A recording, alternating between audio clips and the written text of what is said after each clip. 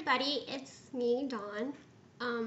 I know it's been ages since I have last been online. I've been not going through some things, just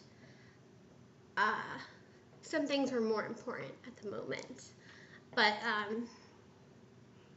this is kind of like my other videos, but kind of not.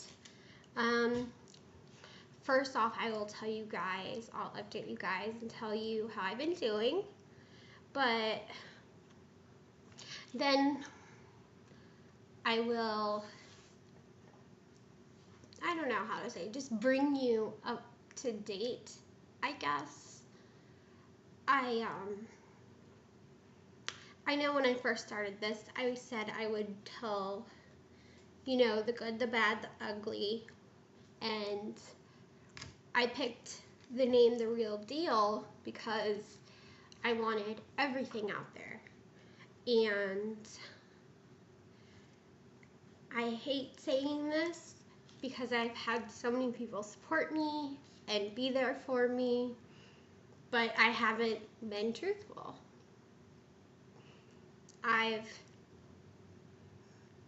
Half of what I need to tell you, I haven't.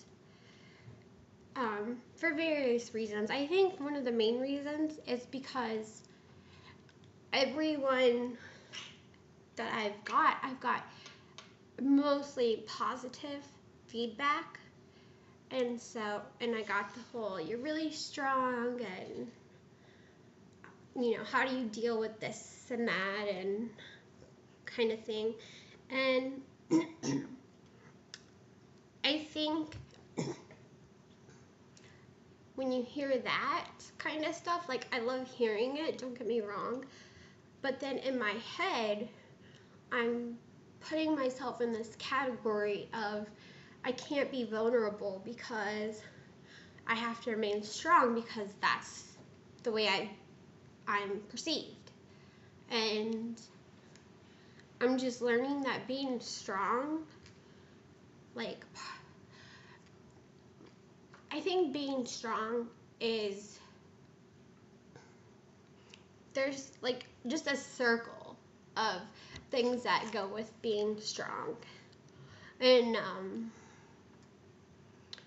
I think I've finally gotten to the point that I've accepted that being strong means sometimes it's okay to be vulnerable and break down, and because everyone can't be strong all the time, right? So, but sorry if I cough a lot, I've been getting a little bit sicker. But first off, like I said, I would update you. I'm doing pretty good for the most part. I've been out of the hospital actually, I don't know, like 4 months maybe. It's amazing. I love it. I feel like I'm back to getting my life back, I guess you could say. We're having a little bit of troubles here and there, but my kidneys are really elevated. We don't know why, so I have to go and see a kidney doctor. And then I actually am going to be making a special trip to Michigan to see another cystic fibrosis doctor, because as my doctor would say, he would tell me I'm the one patient that all the rules don't apply to. So I don't know if that's good or bad. But so we're going to be going to Michigan to see another doctor, kind of get the opinion, and nothing horrible, I hope. And my blood sugars have been crazy low. I don't know why. And it's like not like a gradual, like, oh, I'm getting lower kind of thing. So you know, hey, I should take some sweets or stuff like that. It's, holy cow, I feel like I just got ran over tame my blood sugar. Yesterday it was in the 40s. So then you're rushing to drink juice or eat candy or take my sugar pills. So hopefully we get that taken care of. Seizure-wise, I've been doing good. My last seizure was because of my blood sugar just getting too low too fast.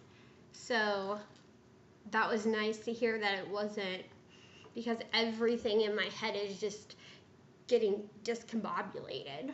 So I officially have the okay to start driving again, which I haven't been driving almost a year now, so I'm a little nervous, but it's definitely nice. I won't have to rely on people for rides and call, like when I'm making appointments, I have to call them, and then I call the doctor to tell them, okay, yeah, I have a ride, and then I call whoever is going to take me, say, well, this is a scheduled time, and it's crazy, basically. But overall, I am doing really well, and we've had, like, it seems a good amount of people with CF pass away lately, which is always devastating. But I give my shout out to their family and friends. I'm sorry that they have to go through that, but and like I hate this because people always say, well, breathe easy, and it's like, yeah, they're breathing easy, but it's still, like, I don't know, for me it doesn't make it easier. It's kind of just, I don't know, sometimes you just don't know what to say, and that's kind of like a safe bet, is to say, well, at least they're breathing easier. So, which is very true, but I just wanted to let anybody know that if they had someone pass away, that I'm thinking about them, and I'm wishing them good thoughts, but this is what I'm about to tell you guys, not many people know. And I've kept it that way since my whole ICU experience, which is in 2011. So I kept it locked up pretty tight. And I know this can only go one of two ways. You can either look at me and be like, well, she was supposed to tell us the whole story, and she's in here not telling us the whole story. But at the same time, I don't think I was telling myself the truth, if that makes any sense whatsoever. And second, which, I don't know, I'm hoping people lean this way, but, you know, I'm letting you in completely now, like, and I could either be some support to somebody, if they're going through any of this, because the stuff I've been through, it's very tucked away. Not all of my family knows. Like, that's how secretive I have been about all of this. And I'm just ready to be honest with everybody, because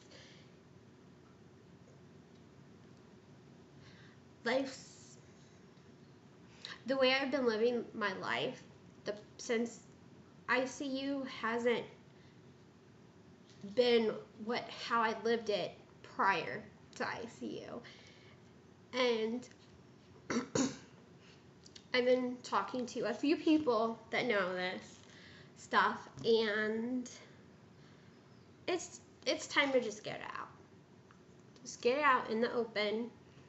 And It's really hard though. It's extremely hard because I know I'm going to be judged right away.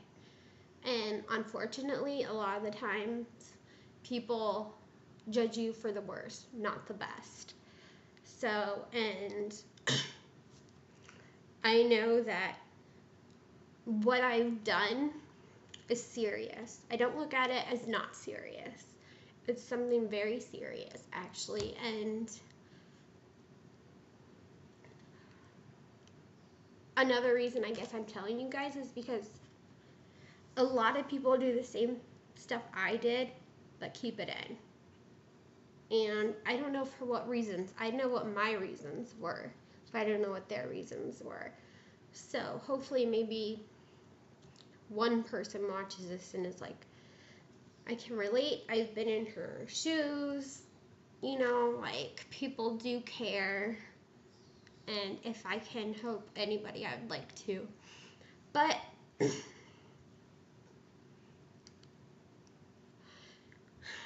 I'm nervous.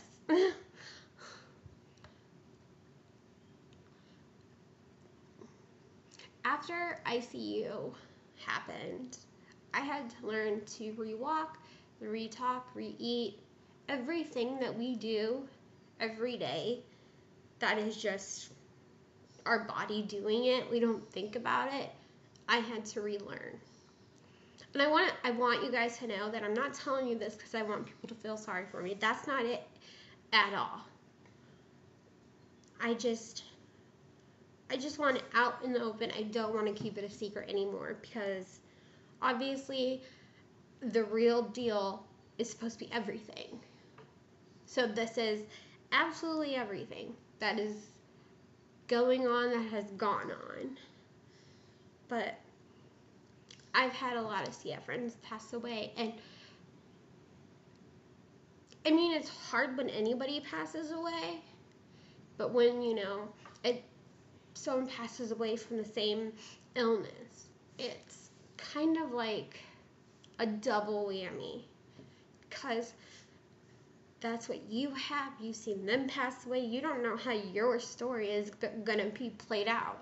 All you know is their story that was played out.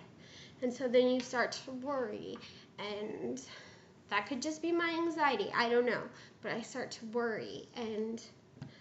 But it was about a couple weeks after ICU, I had a friend pass away. And I was actually in the hospital when it happened. And 3 other CFers were in the hospital when it happened. And they let us go to the wake. So we all 3 of us were together, which me would be the 4th person. And we had our masks on, and, you know, the ones that needed to had them on. And we were there, and we did the whole thing, you know, the going to the casket, telling them you're sorry. And then we went back to the hospital. And then a couple months later, there were 4 of us in the car. And I would have never thought this would have happened. But one passed away, and then like a month and a half later, another one passed away. So then there's only 2 of us. And it's like, holy shit, you know, it's what the fuck kind of thing, excuse my language, but that's really what it's like. And so that played its toll on me. And so one day I came home and I was really upset, and I was like, all I want to do is see my CF friends again, talk to them, be around them, because we were close. and I didn't have that anymore. Physically, they weren't here anymore, so I felt like I didn't have that. So I'm like, I'm not proud of this in any means. Like, if I came home, I got a bottle of pills, and I took them all, every single one.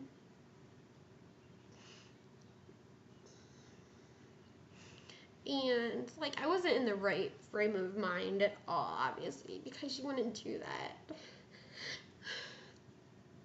if you're in the right frame of mind. But I had a note, I took the pills, and I just laid down. And Brad got home, and he found me. I was still breathing, and so he took me to the ER, and they pumped my stomach, and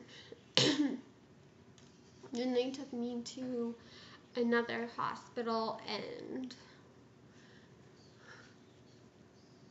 I was there for a few days, and obviously I was under psychiatric evaluation. And it's like, but the strangest thing is, when the doctor came in, he looked at me and he's like, "You didn't take the pills, did you?" And I said, "No, I did." I said, "I took every one in the bottle," and the bottle was pretty much full, brand new. He's like, "No, it's not in your blood work." I said, "I promise I took every single pill." And so,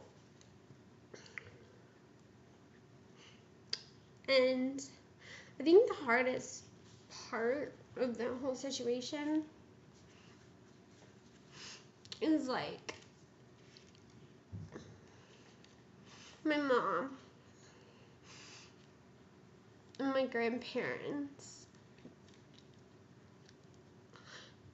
and they were, like, so disappointed in me. And I remember my mom telling me, "I never thought you'd be the person to do this." And I know she didn't say it to hurt me, but, like, when people say they're disappointed in you, that's like, it's like such a, it's like a knife right in your heart. And so I came home and was doing really good.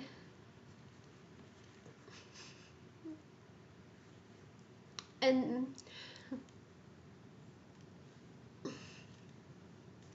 somewhere along the lines,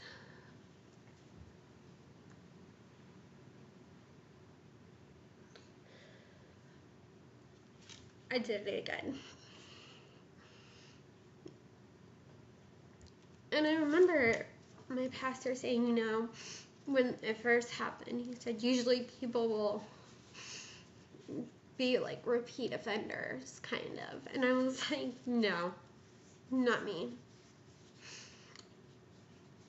And then I became a statistic as a repeat offender. And I don't smile because it's funny or anything like that, but repeat offender, I just think of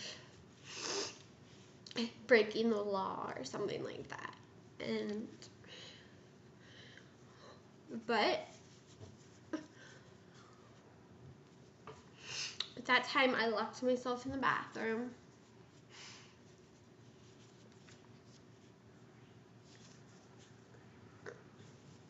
And I did it again. I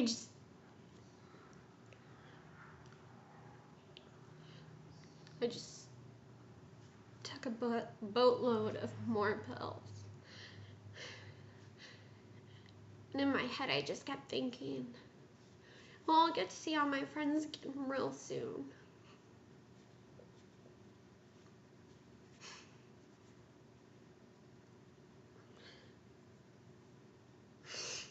Brad came home,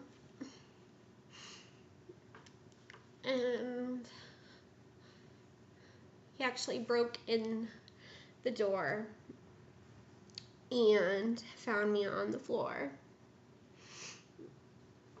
And so I had another trip to the hospital.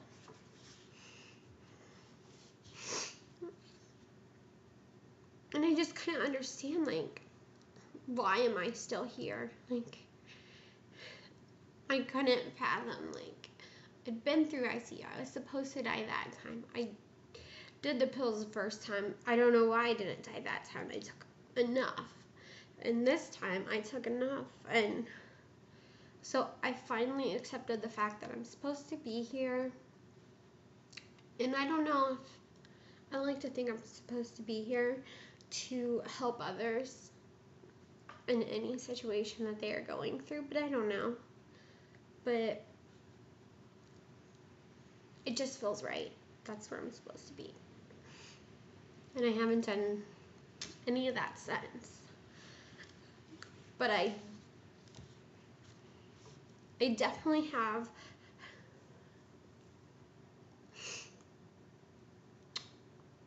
I don't know if respect's the right word for people who do that, but I see why. I'm not saying it's right by any means, because I don't believe it is. Not by any means.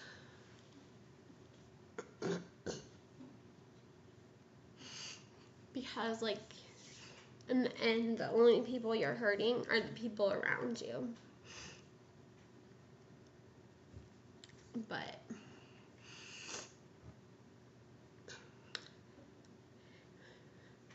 and then the next thing that I have been keeping from you guys, from everybody really, only 3 or 4 people know. But like, we live in a world where everything is about your looks. You know, what you're wearing, how your hair is, you know, and I hate that so much. And it's more focused on girls, I believe, than guys. I could be wrong, I don't know, I'm not a guy, but being skinny is a very, it's,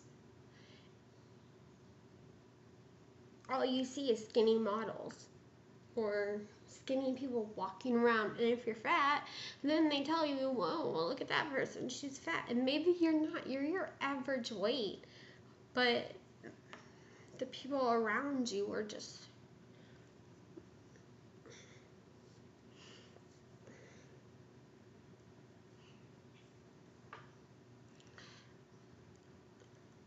people don't understand eating disorders very much, I don't think.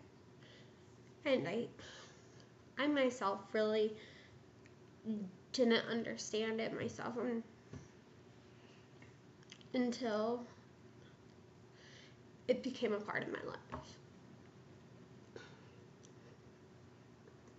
Watching what you eat,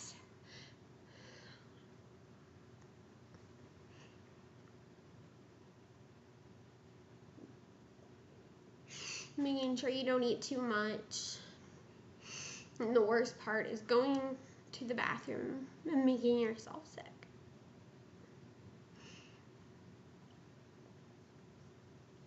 Just to look skinny. Just to fit in.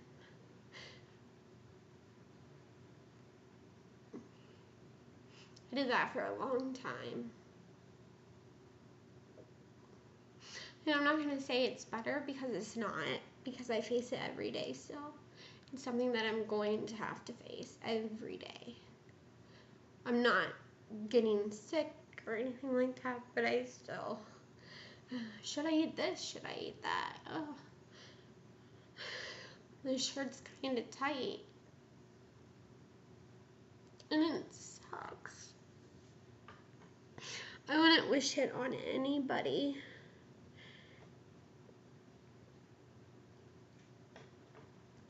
It's just...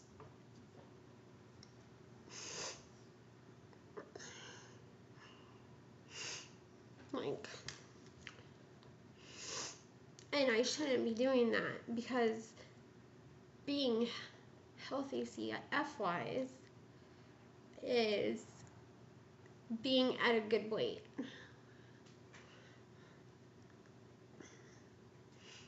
And even when I took all the pills, I had to gain trust back. And even with this, I had to get my trust. I had to gain people being allowed to trust me. I even got to the point where I hid diet pills and I would take them. And I wouldn't, nobody knew.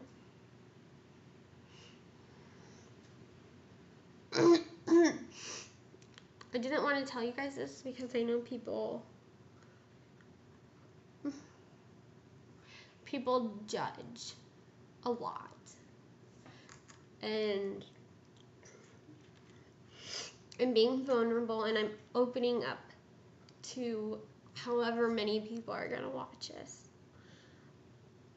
But I thought to myself, well, what if one person watches this and it helps them? Then that's great. But if I have to make myself look vulnerable and I'll put all my stuff out on the open just to help other people, I will. And then lastly, it comes to this. And like I said, when I started making these videos, I said I was going to tell you the good, the bad, the ugly. And somewhere along the line, I got lost, I guess you could say. But I'm on the right path now. And I'm not saying I have good days, or I'm not saying I have bad days. I just have days. Some are so much better than others, and some are so much worse than others, but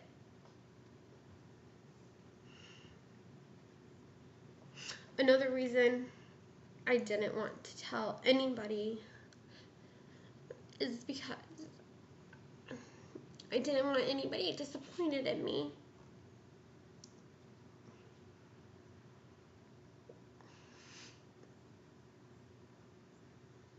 Because, like, I already deal with enough with the CF and the seizures and the diabetes and all the other things that I have going on. And why on earth would someone that's dealing with all that stuff give themselves more on their table? You know? I don't know why.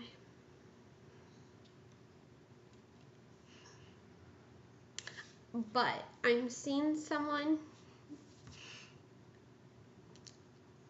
and we talk about it, and we never talked about putting it out there for anybody else to see, but I want you guys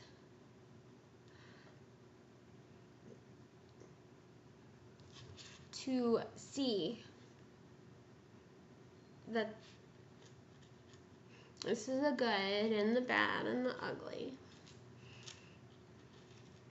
And yeah, it gets pretty crappy sometimes, but it also gets really good too sometimes. So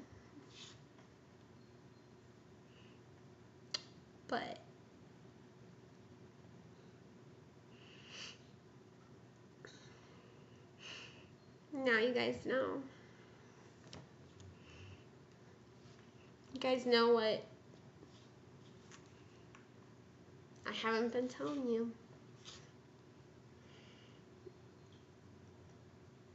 And I hope that I don't disappoint anybody or anything like that. And I hope that when you do look at me, that you see a strong person who just sometimes needs a little help getting back up. And I'm sorry that it's been so long since I made a video, but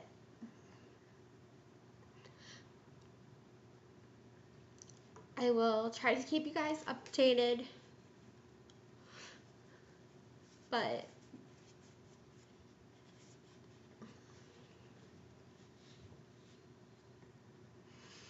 I'm glad you guys all know it's out. It's not a secret anymore. It's out there, and I feel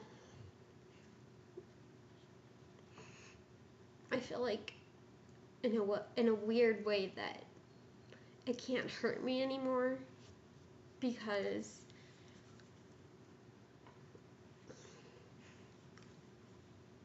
I'm not the only one that knows about it anymore. So I wanted to update you guys, and I really wanted to tell you guys that.